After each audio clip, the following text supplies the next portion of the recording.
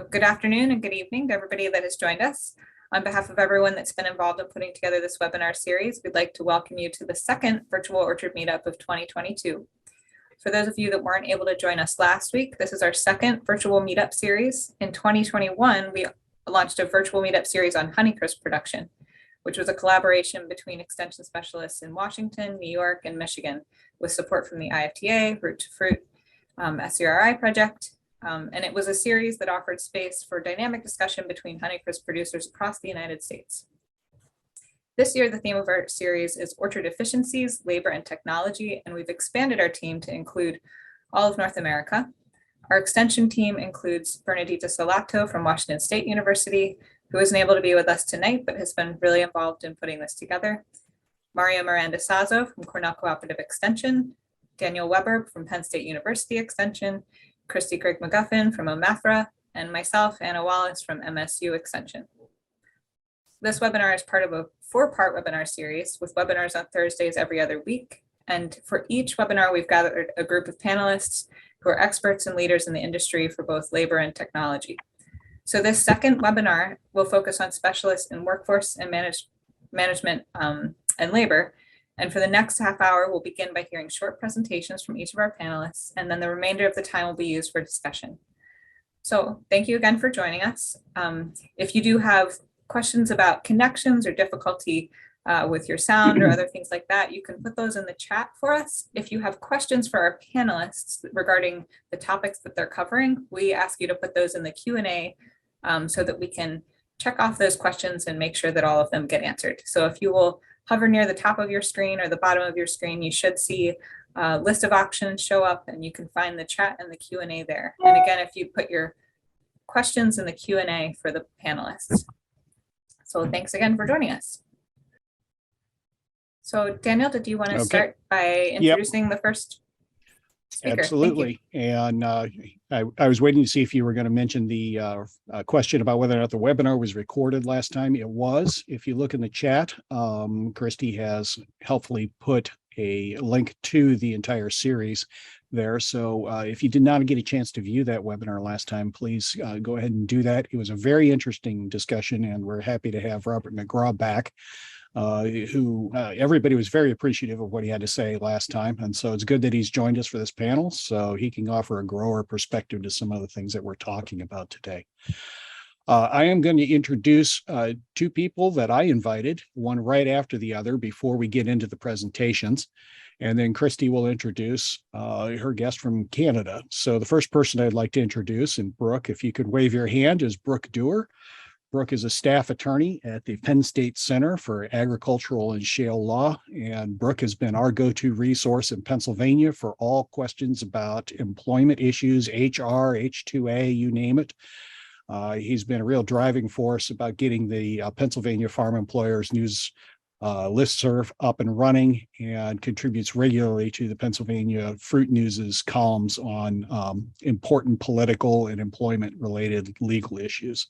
So thank you, Brooke, for joining us. You're very welcome. Our second guest tonight is Dr. Philip Martin. If you could wave your hand there.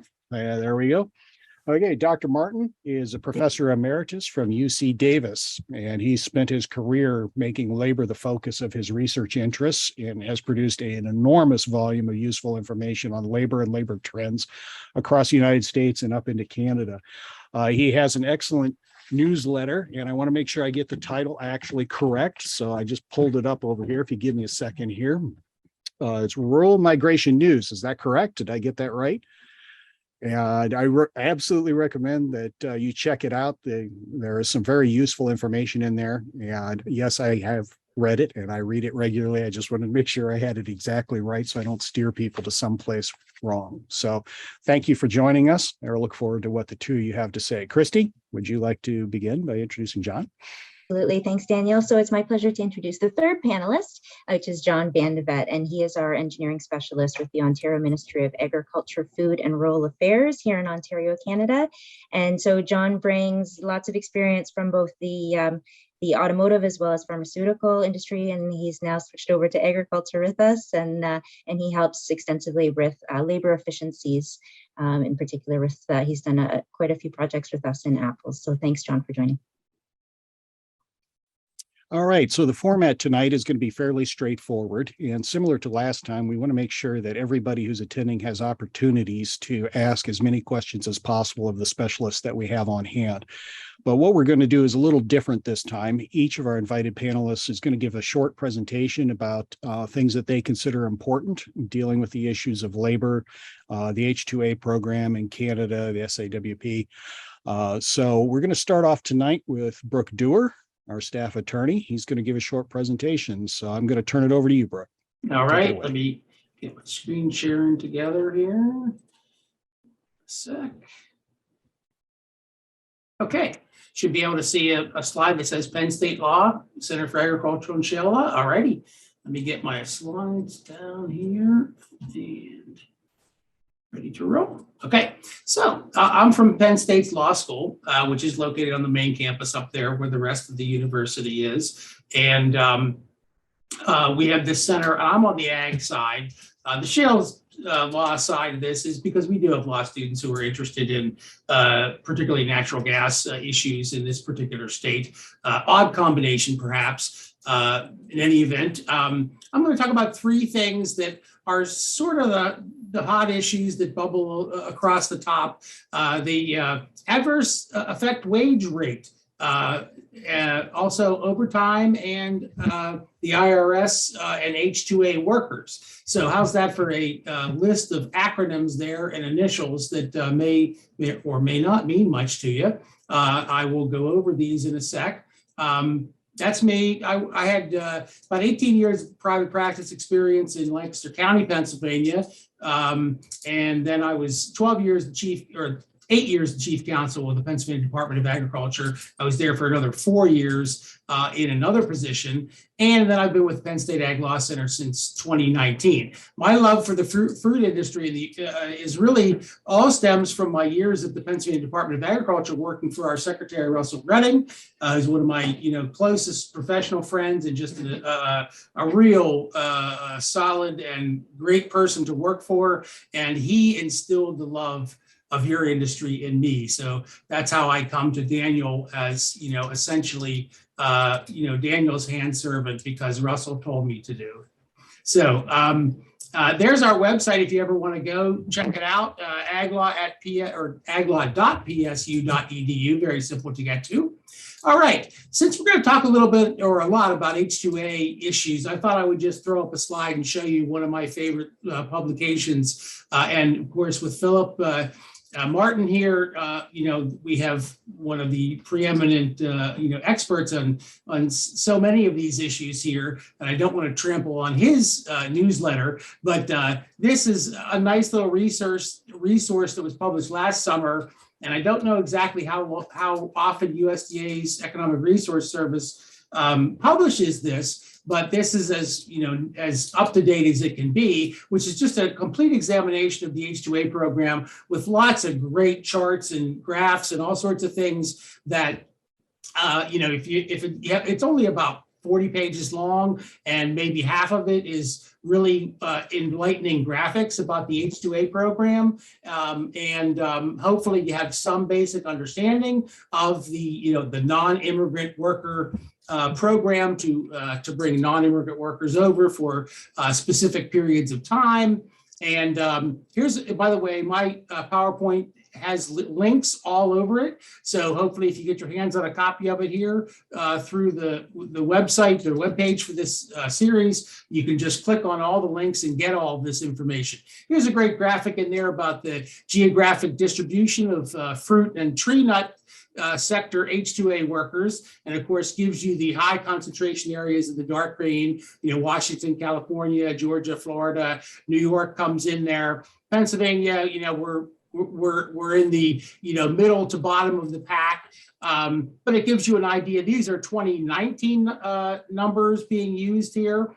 Certainly those numbers are probably significantly different by now. Things have changed a lot in the last couple of years. The ranking in the states is probably about the same. Here's another great graphic. And again, if you don't like to read, you can look at the pictures of this one and get a lot.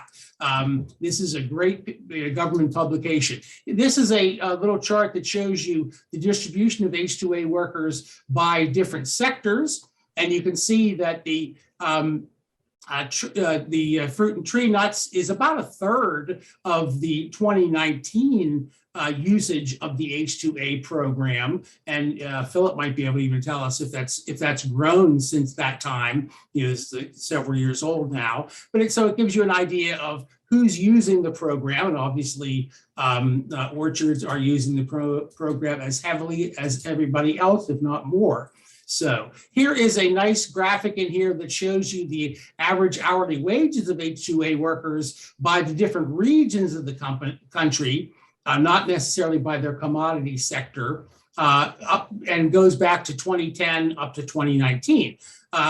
Enlightening that, we have such a somewhat precipitous increase, and sad news, I suppose, or depending on which side you're examining, this will continue. This type of a slope will continue, and has in fact continued in the years since 2019, and we will actually look at that in a little bit here. So this is the kind of thing you see in that publication. It's really nice. Okay, let's talk about H2A workers. And since we looked at the wage rates there in that last one, we're going to talk about wage rates. The basic elemental fact or elemental foundation of the H2A program is, this established wage rate that must be paid, and it's to be published every year by the Department of Labor for every state. And that's, I said to be published because we've had quite a bit of turmoil lately over the establishment of the adverse effect wage rate. And again, adverse effect, if you're not familiar with some of these terms, simply means that it is established in such a way so as not to have an adverse effect on general wages of U.S. workers in the area. And so and Philip, you can always correct me if I didn't say that artfully enough.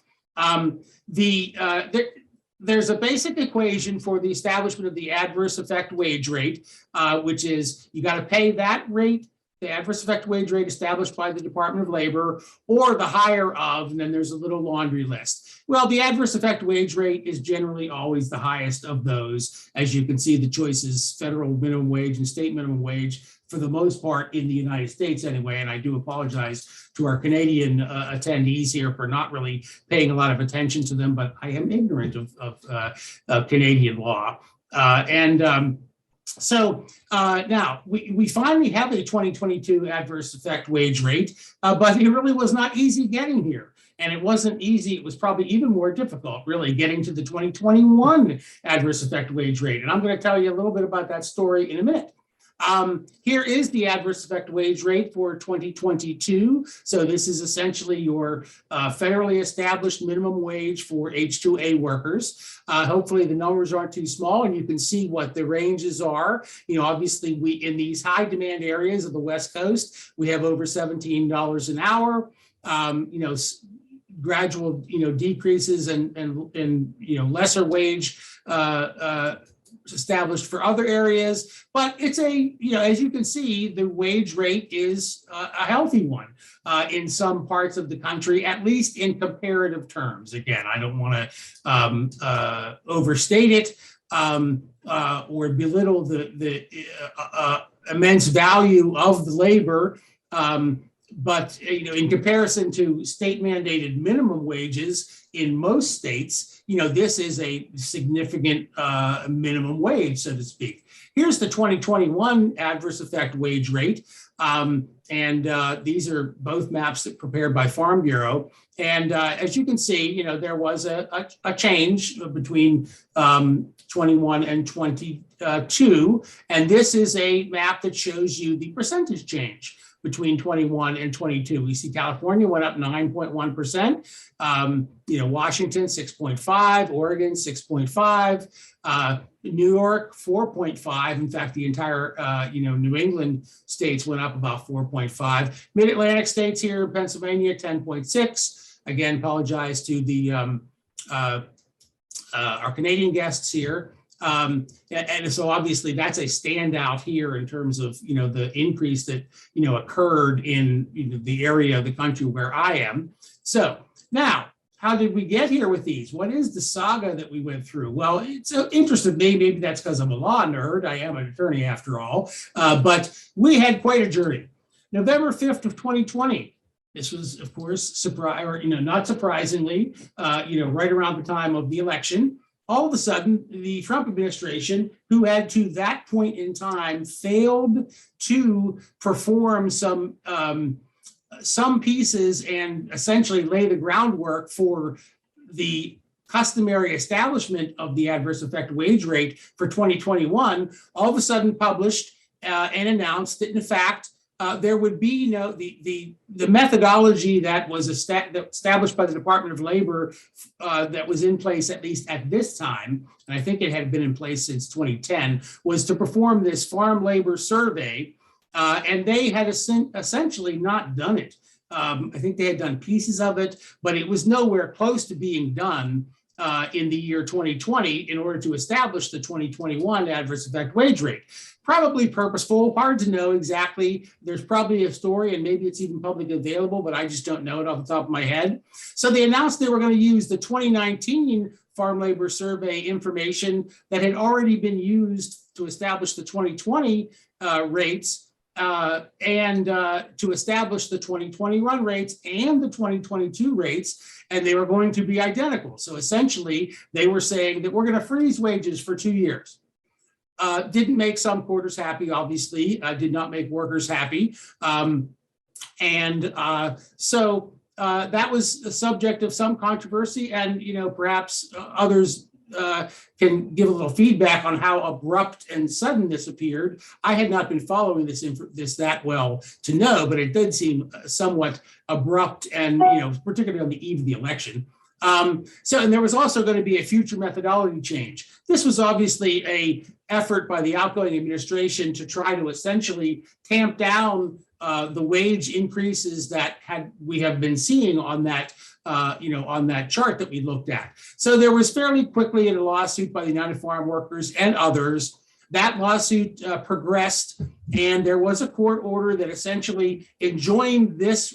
This was published, by the way, as a final rule without any public comment on it. Nothing, no lead up to it, no disclosure that was what was coming, which was unusual in and of itself, apart from the contents of it, where they were just saying, we're not going to do what we have on the books that we're required to do to establish this. We're shuffling the entire deck, on the eve of the election.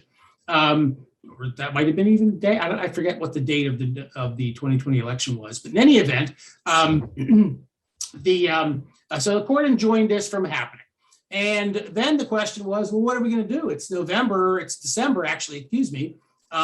This was entered on December 23rd, and January 1 starts the new year, and we have no establishment of what we're supposed to pay these people who might already be in the country and working here. And we have no idea, excuse me for a second, I do that.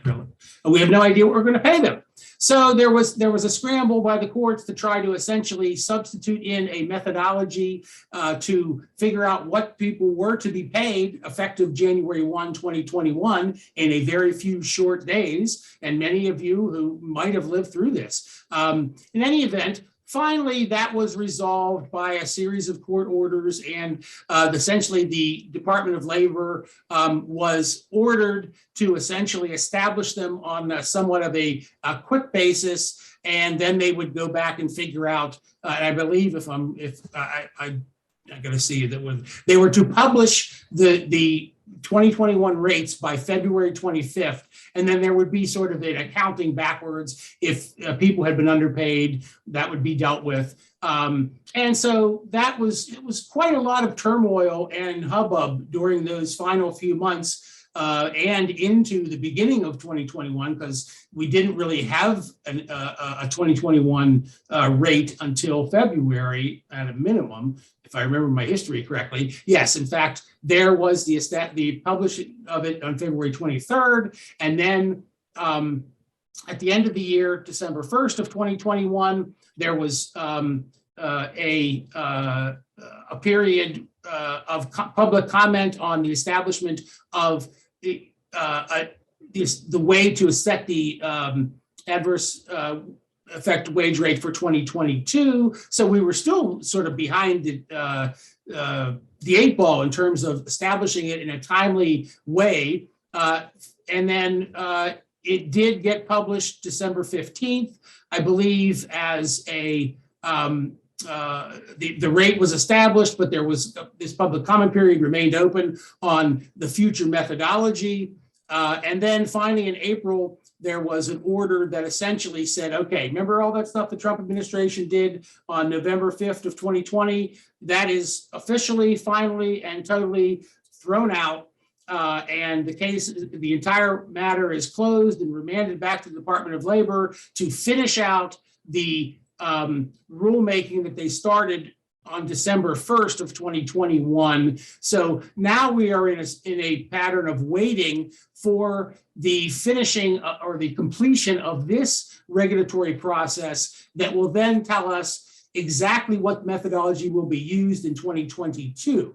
And again, the tug of war here remains, is there going to be relief for employers in terms of the gradual escalation, and what's the most equitable way to establish it? That's as much as we can get into here with the amount of time we have. With a couple extra minutes that I may have left, I don't want to keep running on. Here's a little preview of a related issue, which is state government mandated minimum wages and overtime for farm workers and agricultural workers who have, traditionally been exempt. And this gives you a little rundown, and I hope I'm accurate. This was actually prepared in April, and I think it remains accurate, that we have 8 states with farm worker minimum wages and overtime pay standards. And this sort of gives you the rundown of who is involved. I hope I didn't miss anyone. And also gives you a little rundown of how exactly it's set. For example, California is in the midst of sort of a gradual rollout for increasing sizes of employers, or I think maybe it goes the other way from largest to smallest. In any event, to finally meet at the standard California state law minimum wage of $15 an hour, unless that's increased now, but the target is by the beginning of 2023, and then overtime paid in accordance with standard California law. So you can consult this slide and get a sense of who is where. And of course, this is a ever expanding list and a growing issue in more and more states as we move forward. And I'm sure Canada has the same thing. Last topic I would just want to touch on real quickly. We've had a lot of inquiry lately, and it may be just because I'm in Pennsylvania and we have more employers who are confronting it by being somewhat newcomers to the H-2A program. But the whole idea of how do you deal with the IRS and how do you handle your obligations as an employer with regard to withholding, et cetera. I did not put in the slide here all of the specifics in there. I don't know how I had a slide for that, but somehow it did not make its way in here. In any event, essentially, your H-2A workers are exempt from mandatory withholding of income taxes, as well as Social Security taxes and Medicare, taxes, the FICA. But they may wish to voluntarily pay in because they either need to voluntarily pay in or do, or do quarterly taxes because they are going to ultimately, at some point in time, have to, pay the piper and pay their federal income taxes, and to avoid the penalty. They may wish to either be voluntarily working with you as an employer to have money withheld or do it themselves by quarterly. The other thing that, comes up, of course, is that, and this just changed, I don't know, several years back, I think it was 2011, was the idea of giving, even though, they are not considered employees and are not paying Social Security and not considered and not paying Medicare taxes, and I should say not considered employees for those other purposes under, federal withholding, you still use now a W-2 form. And I believe that prior to 2011, it was a 1099, and I might be mistaken on that, but in any event, so sometimes employers are confused because they still have to use a W-2, but they're not filling out all of the blanks. And all of this information and how to do this is all very well documented on the IRS's homepage here, which I have linked in this slide. So there are good resources for understanding all of that. It's just a question of reading it and and making sure that you're mastering it. Trying to think if there's anything else I should cover in there. The workers are not liable for self-employment tax, which is the way that a self-employed person pays into Social Security and Medicare. And then there are resources in English and Spanish also on this website or this web page that help your employees understand what they need to be doing. And again, there's many ins and outs. So I will stop right there and turn it over so as not to overuse my time. There's more information about the Penn State Ag Law Center there. Thank you very much. Thank you very much, Brooke. Reminder to everybody who is participating in this and is a viewer, if you do have questions, please enter them into the Q&A box. We are monitoring that to see if any questions come in, and we will try our hardest to answer as many of them as possible.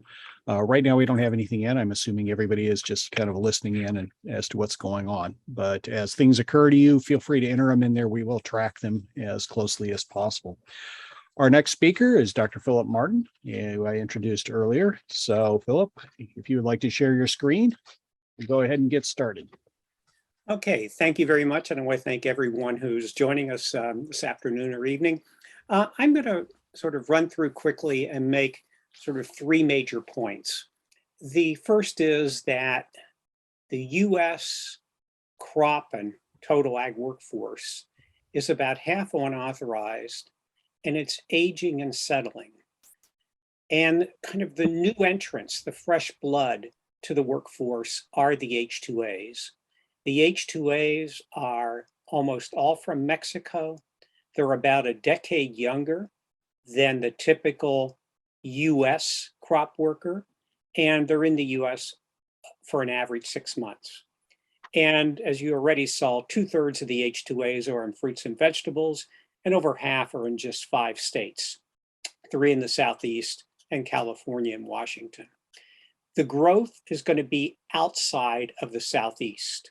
Almost all Florida oranges, lots of Georgia, North Carolina already extensively use H-2As, but the 3 Pacific states have about half of all US farm labor, but they only have about a quarter of the H-2A jobs certified.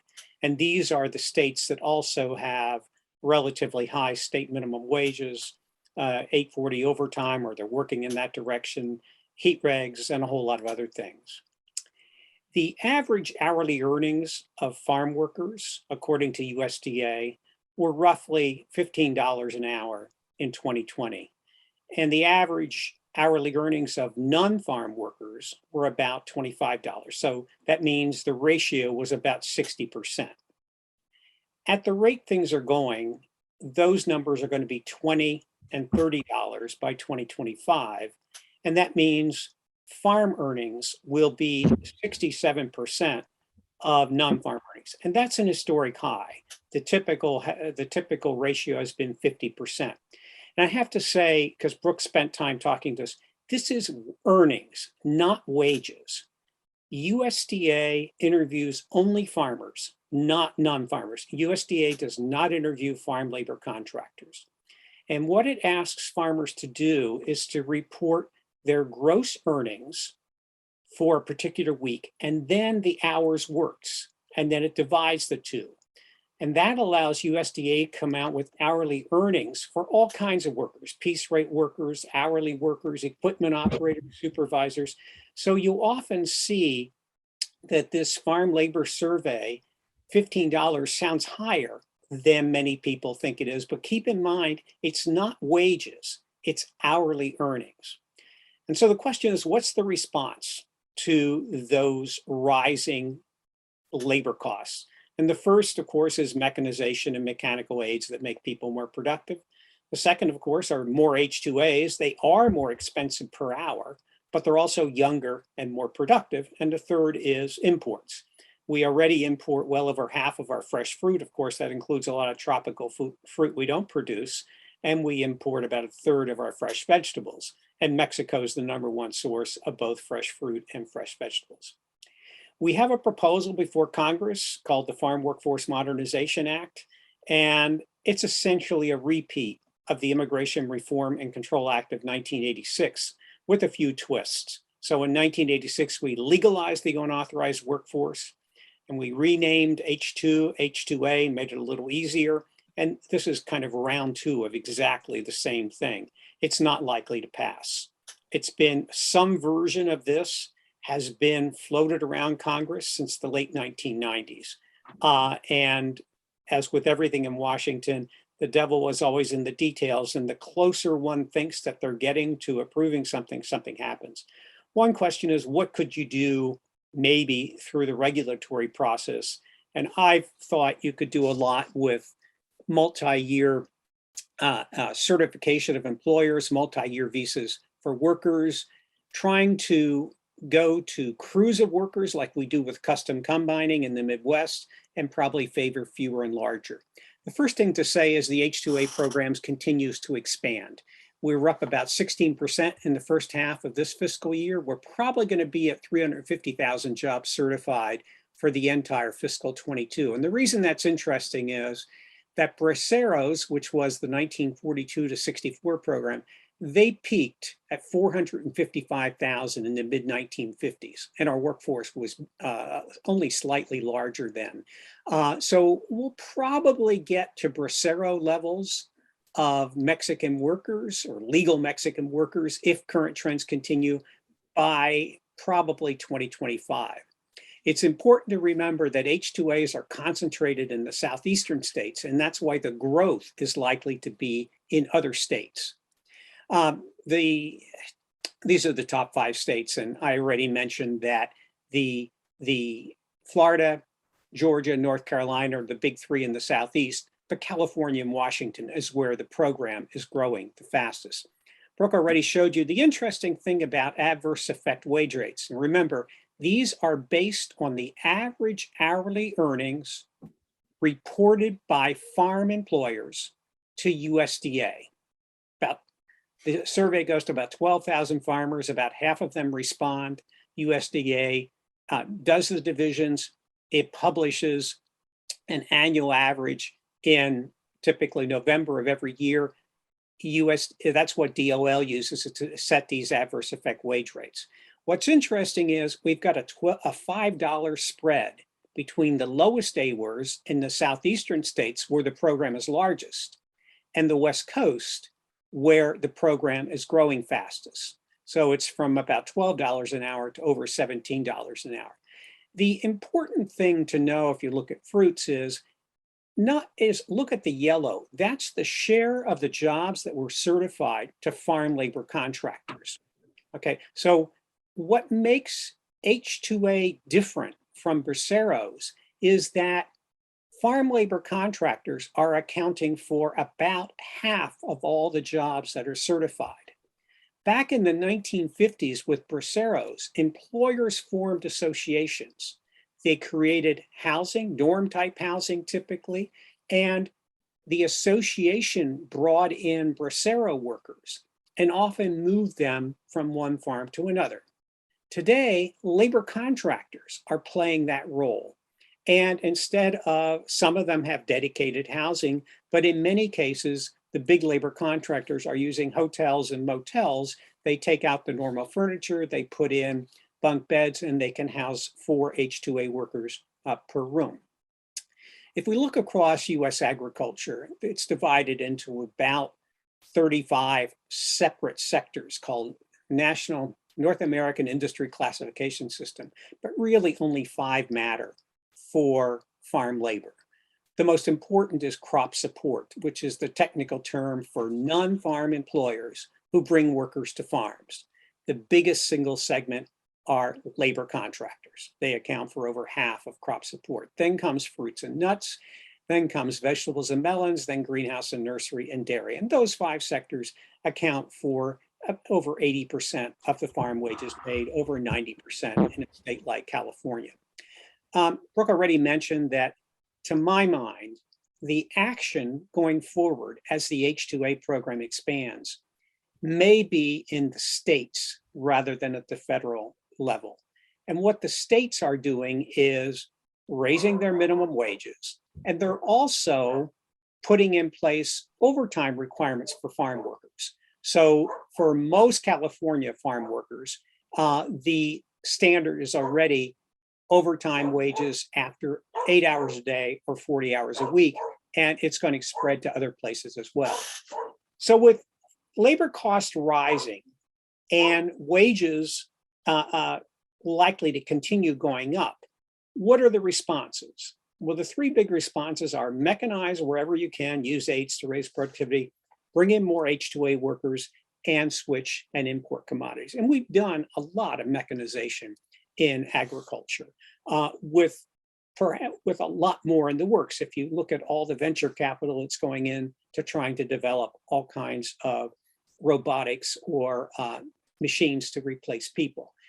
The big issue is that a lot of the people coming into ag mechanization, some of them come out of places that typically, most of the robotics and artificial intelligence has traditionally been funded by the military.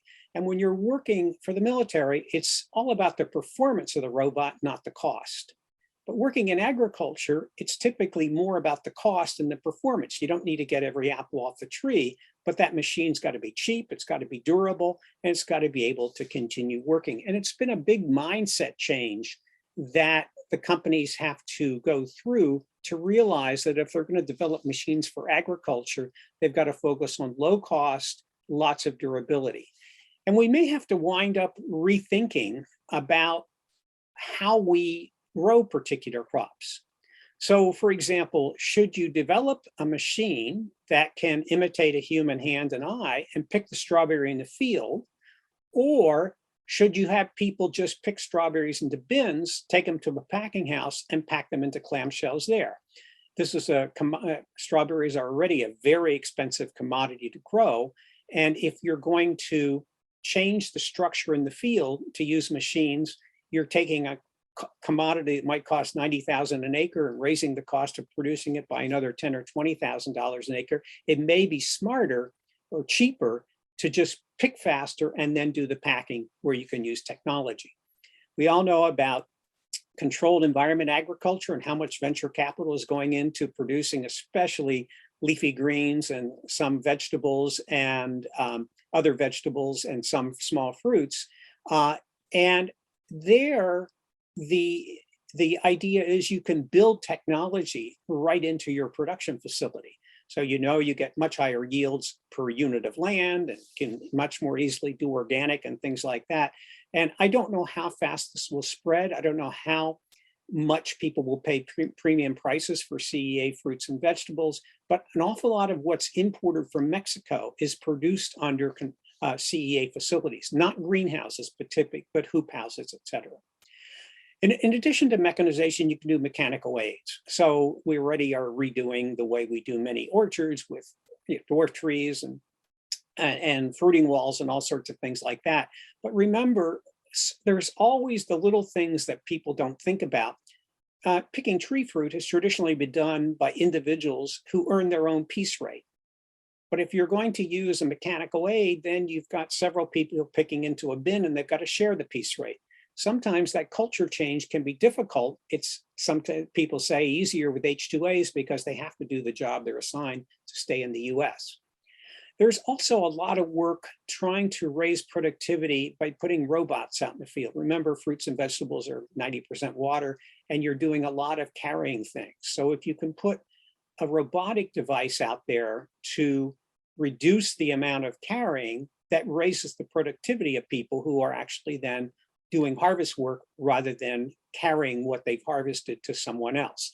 And of course, if robot moving platforms spread, and they're going to take, for example, in the case of table grapes, to the end of the row, they could just take them to a packing house and therefore facilitate using more technology. Let me just say a couple words about H2A and then imports, and I'll stop. The basic idea is the Department of Labor certifies jobs to be filled by H2A workers. And certification requires trying and failing to find US workers and having no adverse effect. And no adverse effect is typically indicated as paying the A work.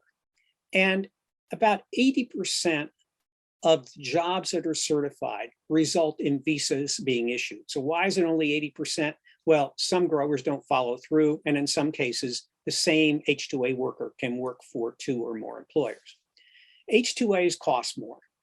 You can argue about exactly how much more they cost, but employers have to pay for recruitment, transportation, and housing. But of course, there's some offsets. H2As are younger. I've been trying, so if anybody wants to give me data, let me know, but I've gone through payroll records for H2A and US workers on the same farm, more or less doing the same work. And in every analysis I've done, the H2As are 15 to 30% more productive in terms of boxes or bins picked per hour per day. Now, partly this is hard to do because H2A workers are typically assigned to the worst fields, the worst conditions, because they have to do the job that they're assigned. Whereas the US workers, if you assign them to repick a strawberry field that doesn't have much, they may just quit and go somewhere else. So H2As provide that labor insurance. And it's a real issue about how much people value it. It obviously varies by the commodity and area. And it's also true, as Brooke was saying, you don't pay Social Security or Medicare taxes on the wages of H2A workers. And in most states, you don't pay unemployment insurance taxes. So people are saving somewhere between 8 and 12% on what they would have to pay if it was US workers.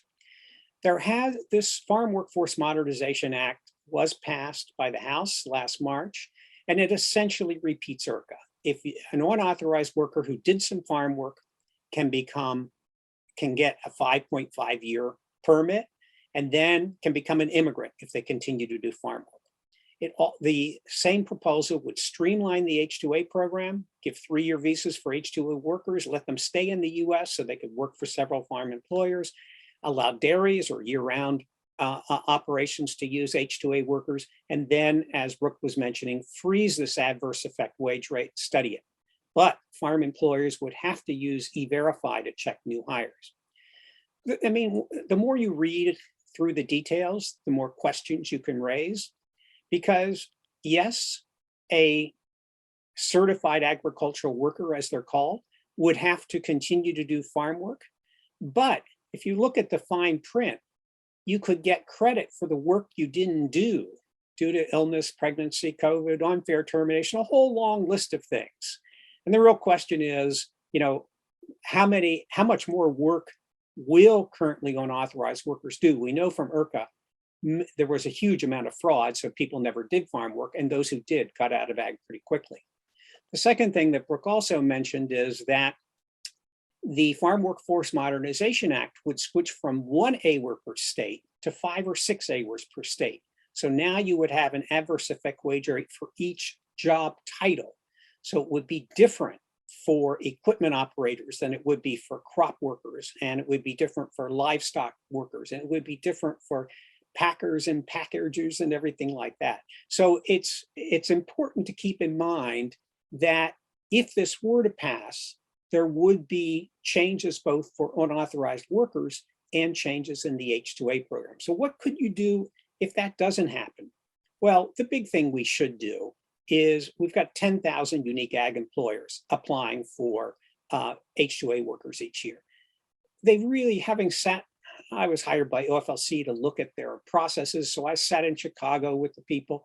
They have an informal TSA pre-check system already in which some employers who've been in the program for a while almost get a rubber stamp. They don't, but they could almost. And some H2A workers who are returning, there is not much need, and they're not typically interviewed at the US consulates.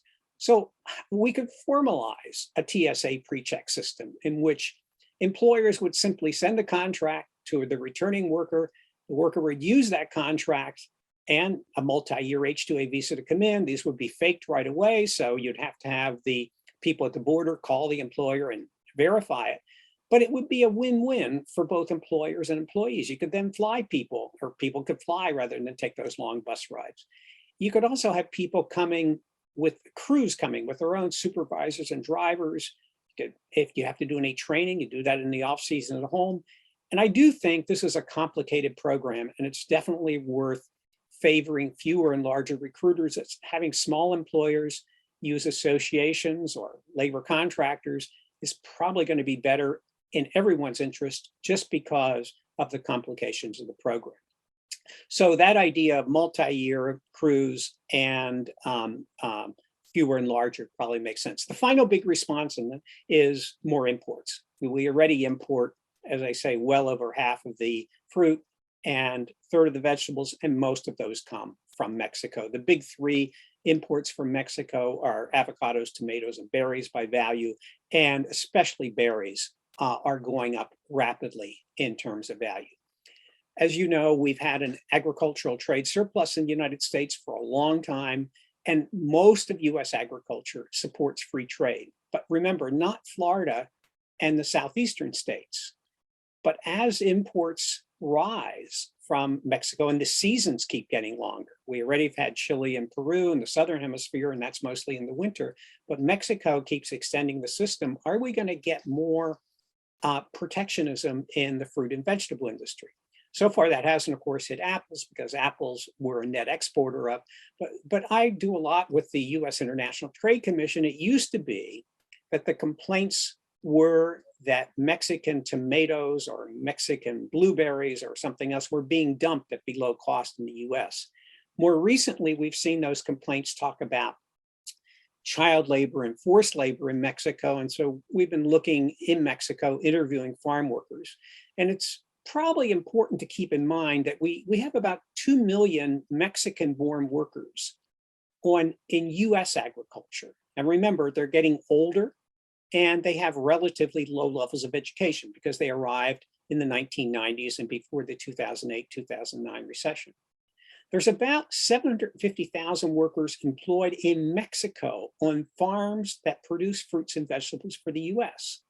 And they're about a decade younger, and they're actually better educated because education levels are rising, both in Mexico and the United States. So to conclude, farm labor costs are going up.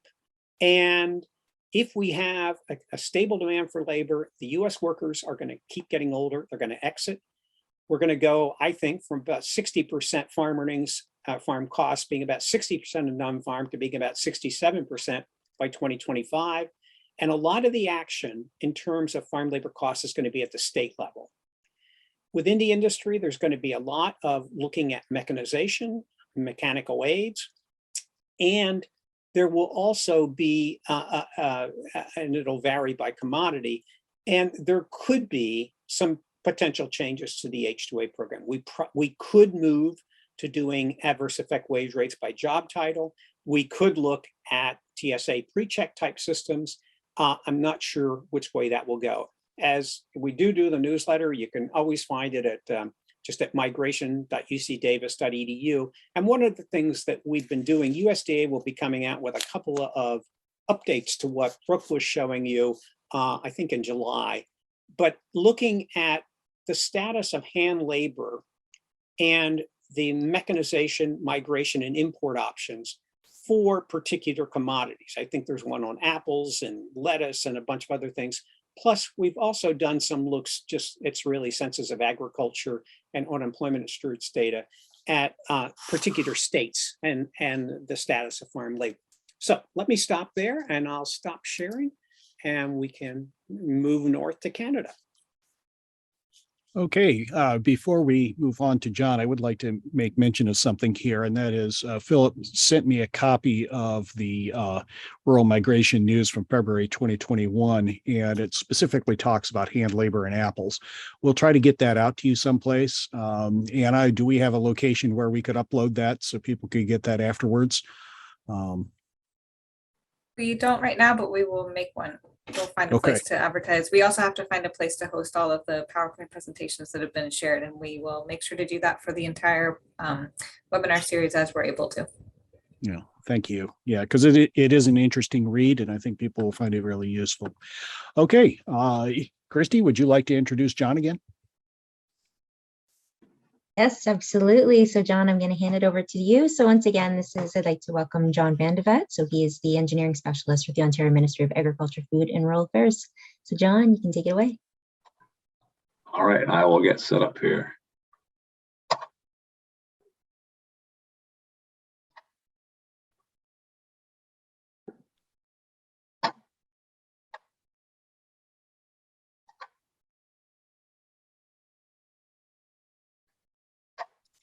And it did the same thing again.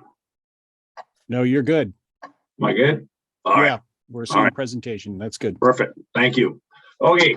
So thanks everyone for joining us this evening. I'm going to take a few minutes and talk about, although it's related to labor, and it's interesting to see kind of the whole concept of labor cost and labor availability, you know, down in the States. Here up in Canada and Ontario, we have the same challenges, right? Although our rules are somewhat different and so on, but the baseline is it's a challenging part of the work of the growers up here. And as Christy mentioned, a lot of my background has actually been in high production, you know, places like automotive and pharmaceutical and so on. And so what I was hoping to do was spend a little time with us this evening, kind of talking about labor productivity and utilization, and thinking about in terms of how I look at it when I go into an apple orchard and start thinking about some of the concepts that I've learned over years of working, you know, building car parts and so on, and how do I relate that to agriculture, and what are some of the terminology, and what are some of the kinds of things to look for, and ultimately talk about, well, where are the opportunities, right? Because we need to find a way to do more with the labor that we have, and you know, I was mentioned previously robotics and technology and automation. I'm an engineer. I love that stuff. But we have to start at the start, right, in terms of managing costs and managing investments. And so the first question is, what do I do with the resources and the labor that I have? How do I make them most focused on the work that I need them to do? And in that way, or to drive the costs down. So so there's two ways to look at that, or two ways I think about it, you know, as I walk through be it a carrot processing place. I do get all over the place as part of my job with OMAFRA, I know we don't want to talk about livestock today, but I do that too. So two areas to look at: productivity and utilization. So when I think about productivity, I think about, do my crew, do my teams have the training, the team, and the tools, and the team set up in place for highest efficiency? And that means, you know, bins per hour, or baskets per hour, and beaches, and so on. And also utilization. Are we focused on the value add activities, or are we doing other stuff? Okay, and value add versus non-value add, that kind of comes out of lean manufacturing. There's lots of information online if you Google lean manufacturing, terms about different forms of waste and production and so on. I find the value add concept pretty interesting because it kind of gets us focused in on, what do I really want my labor to be doing, and what don't I want them to be doing? And so a value add activity is an activity that increases the value of a product, right? So think about it, harvesting apples.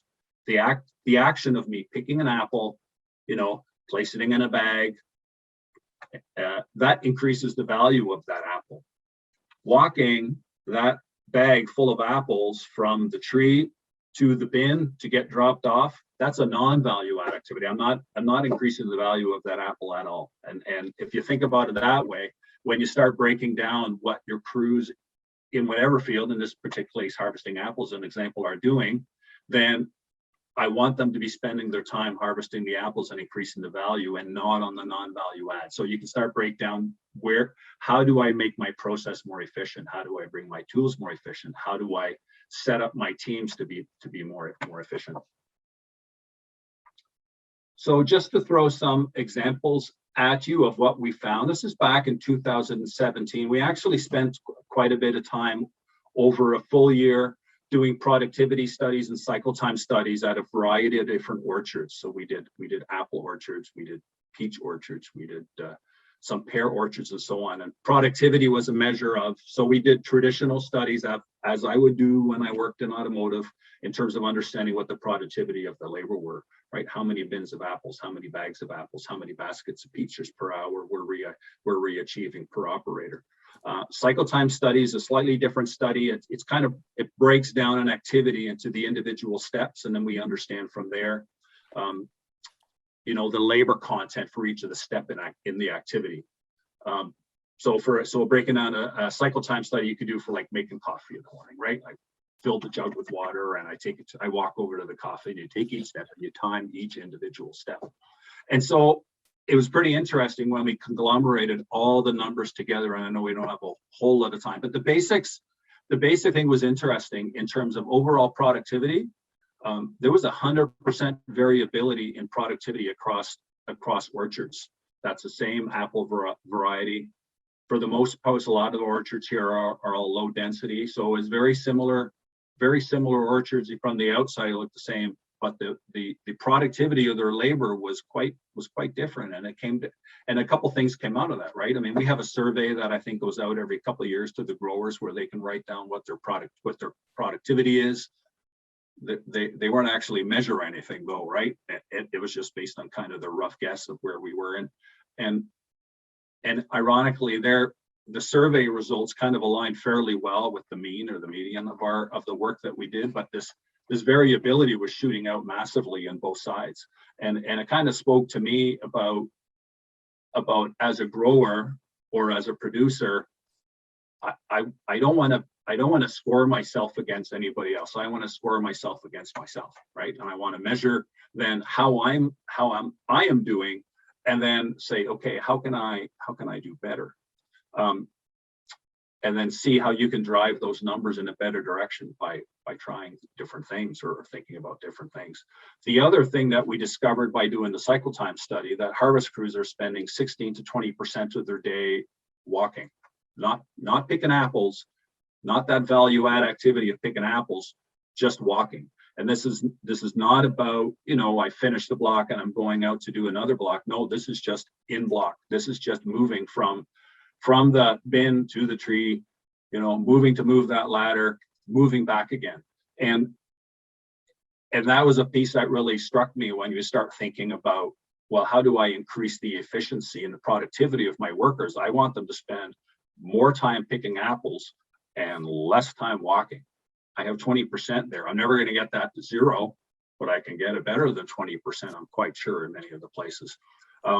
So using that measure of your own facility in terms of doing productivity studies and cycle time studies helps. It helps you understand where you are.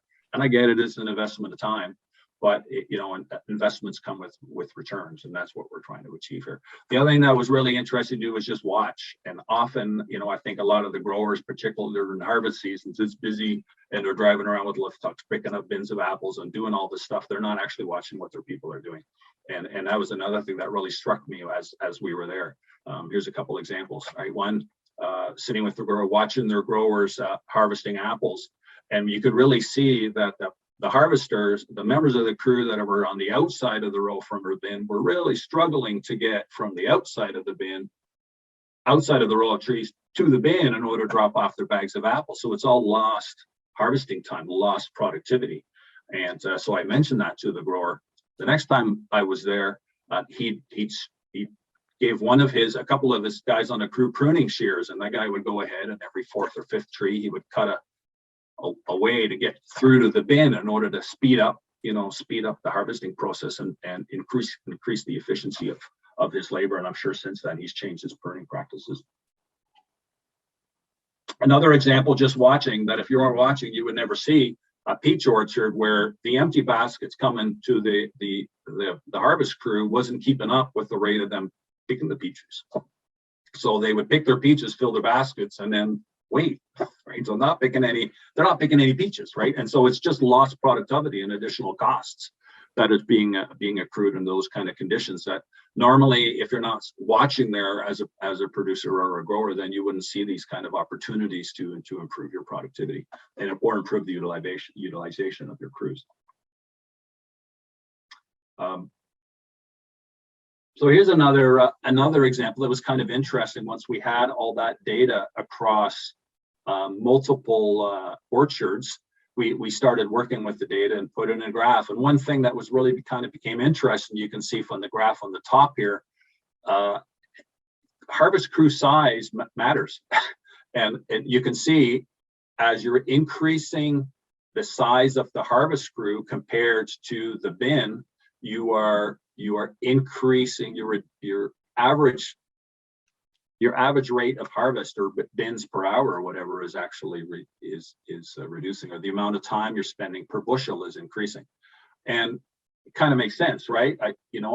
All I'm doing is harvesting, as I'm taking a volume of apples off a tree and putting it into a bin. And so if I have more people, they're all spreading out to get out those apples, to fill those bags, to put it in the bin. Well, if I'm spreading out, I'm increasing this percentage of the time that I'm actually walking. And so in order to test that kind of concept out, we went to one orchard in October 2018. Going back a few years, but that's COVID for you. And we organized the morning.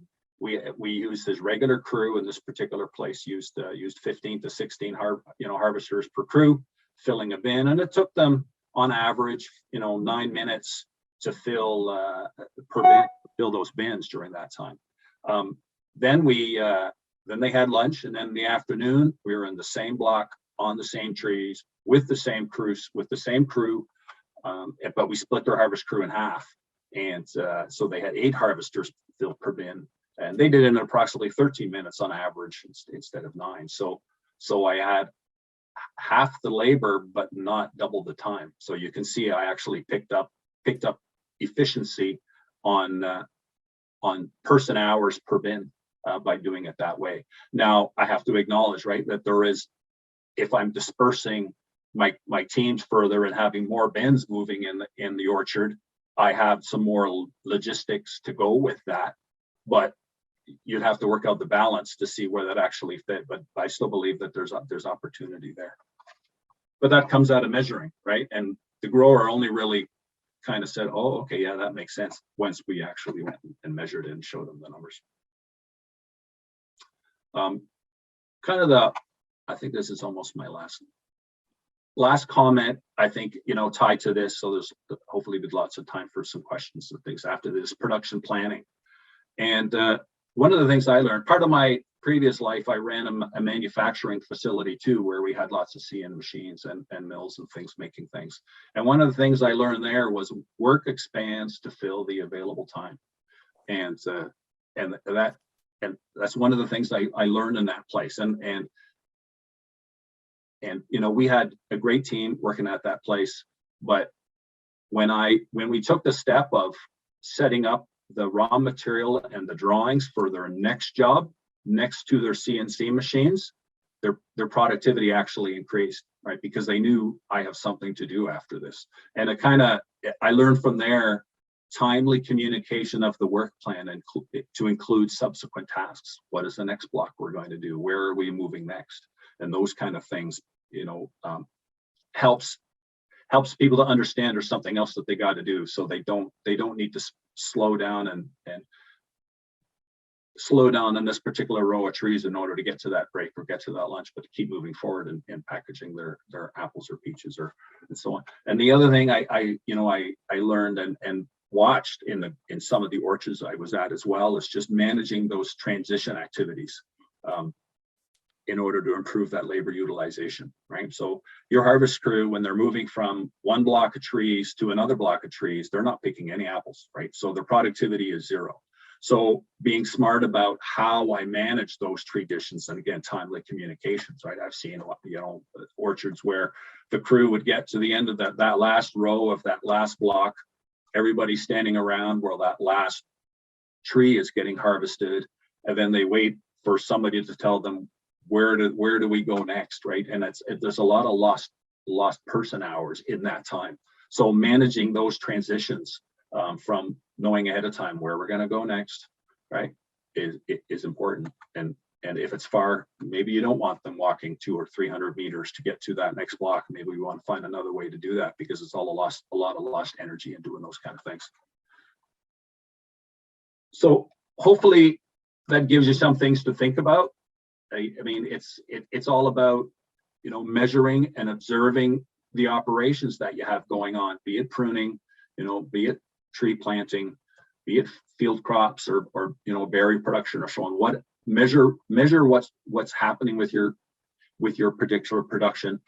See what's going on, see where your crews are struggling, see where they can use some extra tools, see where we can pick up the time they can utilize them more effectively, and really manage your work plan to maximize the labor utilization of those value add activities. So the value add activities, again, are those activities where I'm increasing the value of my product, right? I pick those berries, that berry that I just picked now has more value to me. Walking it, you know, 300 meters doesn't change that value, and really work on those non-value add activities to try to minimize them as much as possible. So hopefully that helps, gives you a few things to think about, and I'm welcome any questions or comments anyone would have. Okay, thank you very much. I think actually what we're going to do is, we do have a question that came in here, but I'm going to actually start with what you just concluded with, John, ask a few questions about that, and then kind of work our way back to some things that Brooke and Philip shared. A question came in from Sam, and it says, have you calculated how much time is consumed just moving and positioning ladders? And that goes into a question that I had for you is, if a grower or an employer is trying to figure out how to improve their efficiency, how detailed do you recommend people get in this? Because you could spend forever, you know, trying to find 100 different things to change. So what do you recommend to growers? Would you go all the way down to moving, positioning ladders? Would you talk about, you know, could you talk about how you approach this from somebody who's never done it before? I certainly would do, as part of, if I did my cycle time study, I would, which included, and we have some data which included, you know, time spent moving ladders. I would try to figure out, I know from there, I would get a sense of what percentage of my total labor cost is associated with moving ladders. And then I can start thinking about, well, you know, maybe I don't need a maybe I don't need an 8-foot ladder. I can do a 6-foot ladder, right? Or it's tied into crew sizes too. Often I see those guys trying to those people fill in their bags, and there's four ladders jammed in on one tree, and they're all trying to get at the same apples in order to fill their bags. So it's interconnected to that, you know, in terms of labor size. It's interconnected to the size of the ladders. It's interconnected to your pruning practices, you know, low density, high density. So there's a lot of things to think about, for sure. I do think that, you know, if you think about the higher up you go, those apples on the tree, and when you get beyond, when you start needing a ladder, the higher up you go, the more expensive they are, right? And maybe that's another thing you need to think about in terms of how much that last apple way up there with that guy on that 10-foot ladder, how much is that apple worth, right? So I think you start with just calculating and understand, you know, how much time are you spent picking apples versus bin placement? How much time are you spending moving bins? What size is your crew? I would actually start with size of crew, and you know, and that all of that helps in terms of less ladders, less walking. You know, the bigger numbers were on the walking side, less so much on the ladders. But even in the detail of the ladders, some of the crews, and I think that was part of that 100% variability, the crews that use ladders, but the guys that were on and off the ladders were jumping between picking off the ground and picking off the ladders to keep everybody in the crew kind of bunched fairly close to the bin were fairly successful. The folks that were on the ladders all the time and just kept walking with their ladders and spread all over the place, they were less successful in their productivity. So it's kind of interconnected. So it's kind of a hard question to answer. Would you recommend that you do a lot of experimentation after you've done your first thing? Like you change up how you want things to do, you know, tell a crew, okay, you don't move the ladder until you've done in this one spot. How would you go about I would start determining again, where the changes are? What's my crew size, right? And I would suggest if your crew size is 14 or 15 or 16 people per bin, maybe your crew size is too much, and maybe you want to start with exactly what we did and cut it back in order to cut that time back. Okay. I would start there. I think again, more of your gains are going to come from reducing that walking time than dealing with the ladders, I think. Because more and more, as I think, at least here in Ontario, we're slowly moving to higher density orchards, and then ladders are become less of a concern, right? It's really more of the low density orchards where they are a concern. So. Okay. One of the reasons I asked you originally about how detailed you get was something surprising that I saw up at River Ridge, and we had them represented here last time. But as we were monitoring their use of a Harvest Assist platform, one of the foremen mentioned that he was trying to encourage the workers to pick 2 apples in one hand instead of picking pass drop, pick pass drop into the tubes. And I thought that was really interesting because he felt that grabbing 2 was more efficient than doing a pass through. And so I guess you could spend hours going into details on this. A question that just came in is similar to what you're saying about working with crew sizes. This came from Daniel Carroll. It says, can reducing hours per day or days per week in some cases actually increase productivity? Have you done any observations on that? I haven't done any times on terms of overtime, but I would like to think that if I'm dragging around an 8 or a 10-foot ladder all day, my productivity is reduced at the end of the day than it is at first thing in the morning. Right? That would be common. That would just be my expectation. What that is in terms of lost in production, you'd have to do the study and measure it and see, right? See what it is for you. If that's something you want to do. I think it's just important that overall, if you're going to start trying out things at your facilities, you need to make data-driven decisions and not opinion-based decisions, or you'll just be chasing your tail. And so if you have anything that you want to think about, measure it first, try it. Yeah, one of the things that Philip brought up is, he had 3 responses to the labor concerns that he brought up, and that was mechanization was one, increasing H2A labor is another, and imports of fruit. And I'm going to come back to that in a minute, Philip. But focusing on the mechanization, since you come out of an engineering background and you've worked in a variety of different industries, how would you suggest that somebody evaluate whether or not it's worth their time to invest in a mechanization? For instance, just a simple harvest platform. So far, you focused on, a lot of the efficiencies on the ground. How would you recommend making that transition? One of the things I found working in agriculture in general is that we don't really have a good sense of our cost base. Right. And it's very difficult. You can't do a cost benefit analysis if I look at any kind of investment if I don't know what my current cost base is. And so I would start again with saying, okay, I'm thinking about a platform. Well, how much is it truly costing me to do it now, right, with people? And then from there, you can make that evaluation. I know there's been various people using platforms. We do have some data. Some of the places I went to use platforms as well. And that helps you to put some number around in your head that you can have confidence in to say, well, does this investment work for me, right? Again, platforms I think you can't just necessarily take a platform and plonk it in an orchard, right? The orchard has to be set up for success in terms of the use of that platform as well. So there's more to it than that. And I think you just have to be careful. I think, Philip's comments with regards to robust solutions that will work are a very key point when it comes to automation as well, right? It's no use if it breaks down every half an hour. So. Okay, thank you. Yeah. Okay. So Philip, I'm going to turn to you here and some of your comments on mechanization as we transition back to kind of talking about a little bit of the H2A here.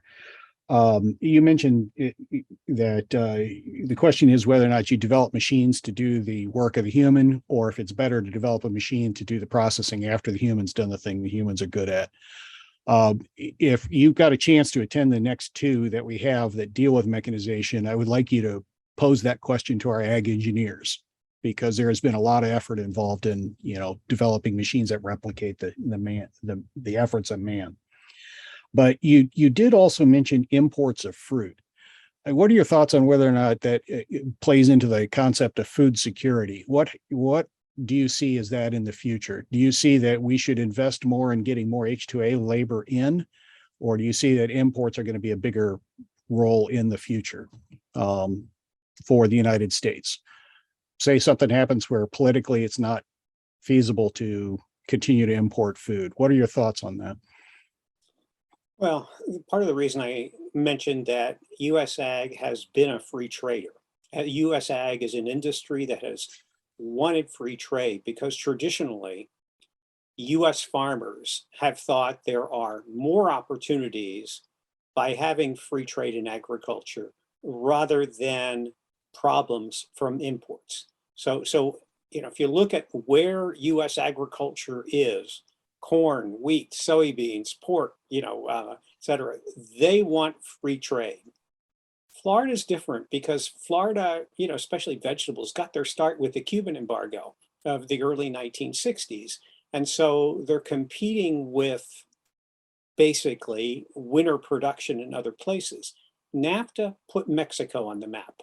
Until NAFTA came into effect in 1994, there were imports from Mexico, but they were fairly limited. But what happened was that with NAFTA making investment in Mexico more secure, US producers are the ones who went, or US buyers are the ones who went to Mexico and wound up creating the Mexican export industry. So it is true. There's Mexican investment in Mexican export agriculture. There's South American investment. That's not just US. But by and large, the impetus for the expansion of fruit and vegetable production in Mexico to sell to the United States, the money is primarily coming from the United States. So most of the major table grape growers have operations in Mexico. Most of the major berry farms do. So apples is a little different. But the big story in Mexico is almost a latecomer advantage because they were able to adapt. And we know in Canada, there's a lot of greenhouse technology and there's greenhouse technology going in the United States. But in Mexico, a lot of it's much cheaper, hoop houses and shade houses. And their climate allows that. And that really does facilitate these high yields. The organic production turns farm work almost from, instead of open field farm work, it's almost like factory work. Controlled entry and exit has a lot of food safety implications. And with that protected culture, the seasons keep expanding. So it used to be you would stop shipping the table grapes, let's say, at the end of June. Now they can keep going until July. So that's where the issues are. I think there probably will be a debate. There is this, if you read congressional testimony, there's many farm groups will say it's better to bring the workers in than to bring the commodities in. So clearly but that's reflecting the fact that if we were to shrink let's say red raspberries are going to shrink. Right now, 2/3 of red raspberries are grown in the US and a third come from Mexico. Probably more because of overtime. Those percentages are going to switch. 2/3 imported, 1/3 here, just because they're so labor intensive, et cetera. Now, you get into all these arguments. Should you bring in the workers or bring in the commodity? We need food. I don't know if we need any particular berry or anything like that, but those are the debates we'll wind up having. The US has traditionally told other countries, don't worry about food security. We've always told Japan, open up to our commodities. So we told Korea, open up because you can buy from us cheaper than you can produce yourselves. So I think the food security argument will come up, but the food security as an argument for bringing in workers could be a hard sell. It will split agriculture, and it could wind up being a relatively hard sell. Okay, so the reason I brought it up is it influences the growth of the H-2A program. Do you, and Brooke, do you two feel that the current state and management of H-2A is going to be sustainable? If the Modernization Act doesn't pass, is the H-2A system going to be able to continue as is? Well, I think Brooke is muted. So until he unmutes, I can just say it is expanding. a lot. I mean, after all, for many, many years, the goal in Congress was to get an alternative to the H-2A program. We actually had one in IRCA. It was called the Replenishment Agricultural Worker Program.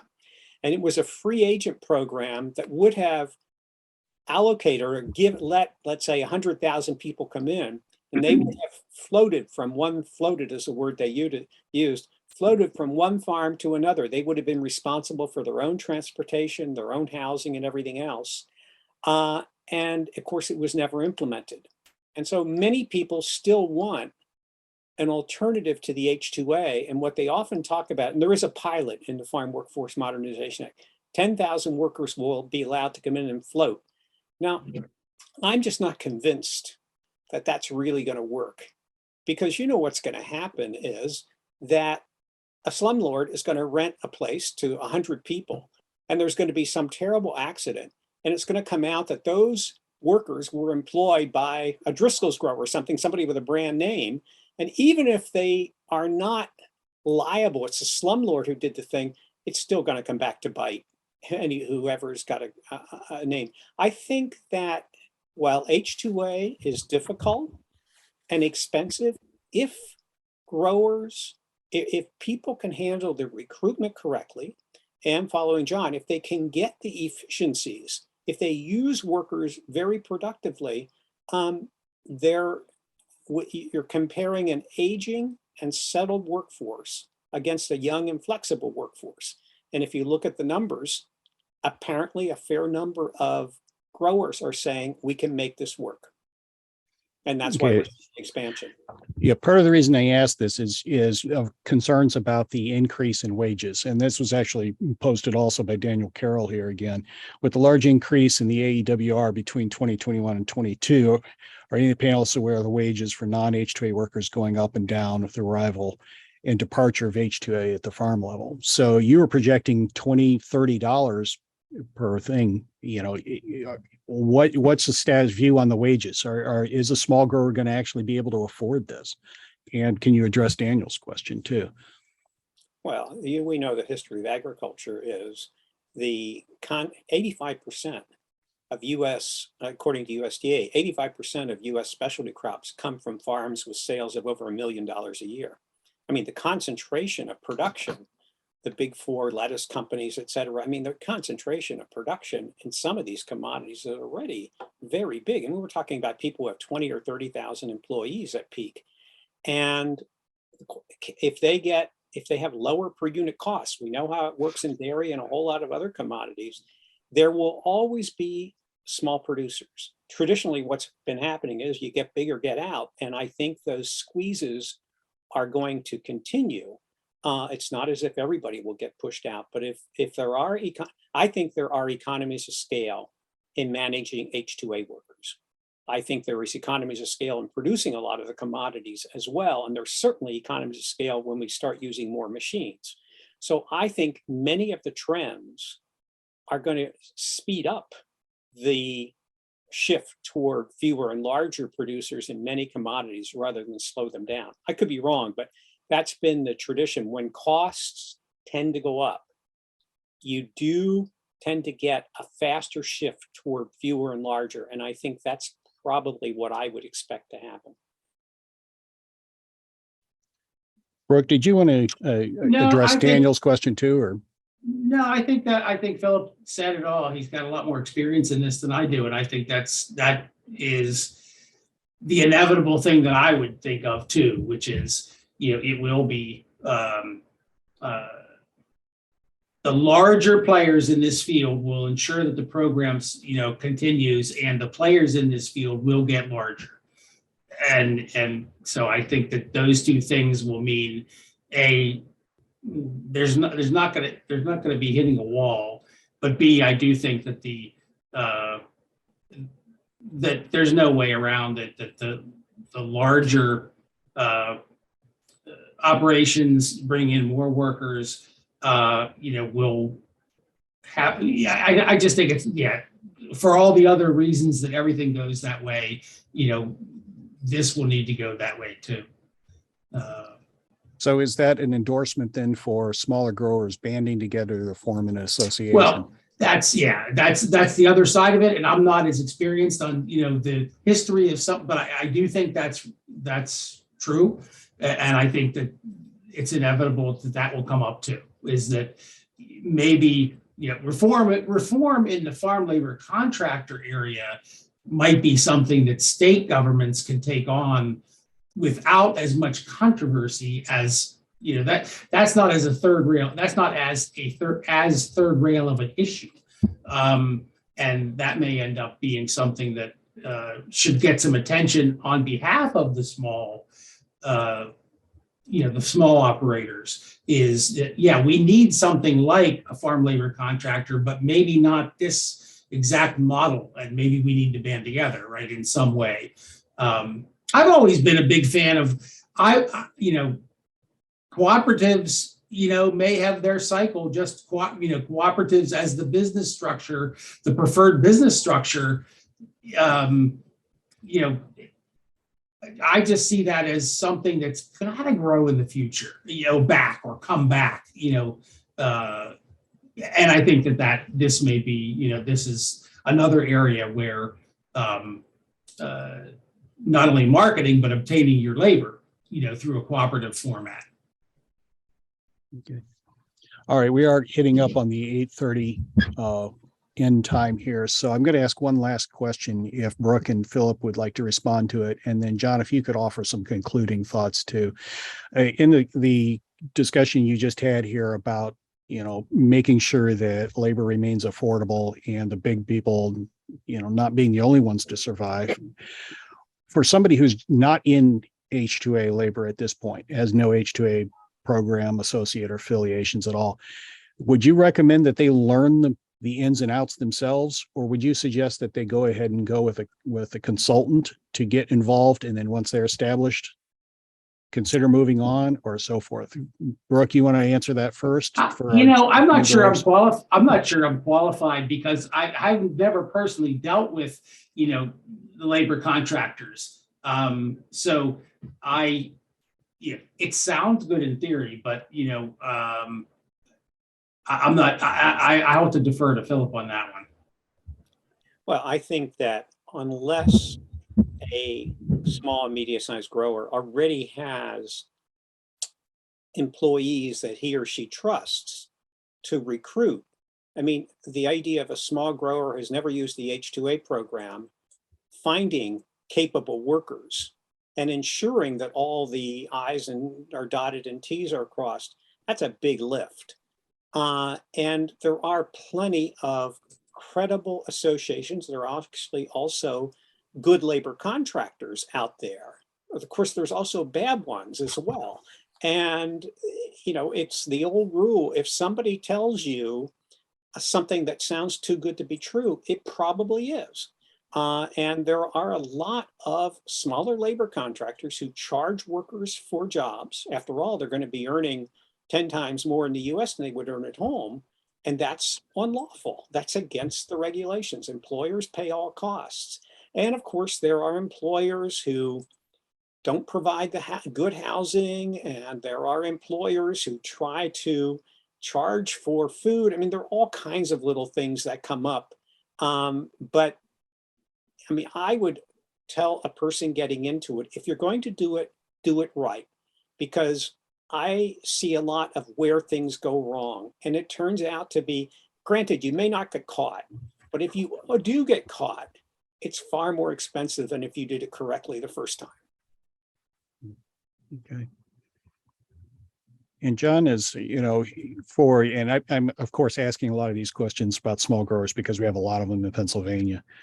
Your focus on efficiency sounds like probably the way a lot of people should begin this process of deciding how to manage their labor appropriately. Would you like to make a few concluding thoughts that would then lead us into the next two webinars, which are actually about the adoption of technologies to improve efficiency and profitability? Sure. Yeah. We're living pretty exciting times, right? I mean, the availability of technology, it's never been cheaper, right? You can make or we can produce basically whatever we need to, and what used to be hundreds of thousands of dollars, now is thousands or $10,000. I mean, it's just amazing what's out there. The problem with it, it still comes back to what I mentioned before. If you don't know what your current reality is, you can't make decisions on what the right technology to think about. So it's very important to measure and take some time to observe. And I know it's hard because nothing comes free, right? And we're talking about effort here of really understanding what your current status is in terms of how you're utilizing your labor. What is the productivity of the labor? But it sets you up for success, I think, in a few different ways. You find those little things like maybe I'm going to prune a little different and we're going to get away with 6-foot ladders instead of 8-foot ladders. That costs you nothing, right? But you can gain benefits out of those things. So we can start with there, but it also sets you up as you look towards the future from there to say, okay, I've gone as far as I can with improving or the productivity and utilization of labor. But in order to make a next step, I have to start thinking about automation or technology, or maybe I can support getting my labor crews to the next step by helping them with a certain piece of technology. You're on the basis where you're making those decisions for the right reasons, making the right decision because your numbers backing you up. I think that's very important to have that basis first, or else you just spending money based on opinion, and that often doesn't work. So. Okay. All right. Thank you. Thank you all three. Anna, would you like to close things out since we're slightly past our time here?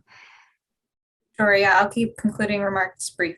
Thank you all for staying on for as long as you did. And thank you to the 3 panelists that joined us. We really appreciate all that you've shared.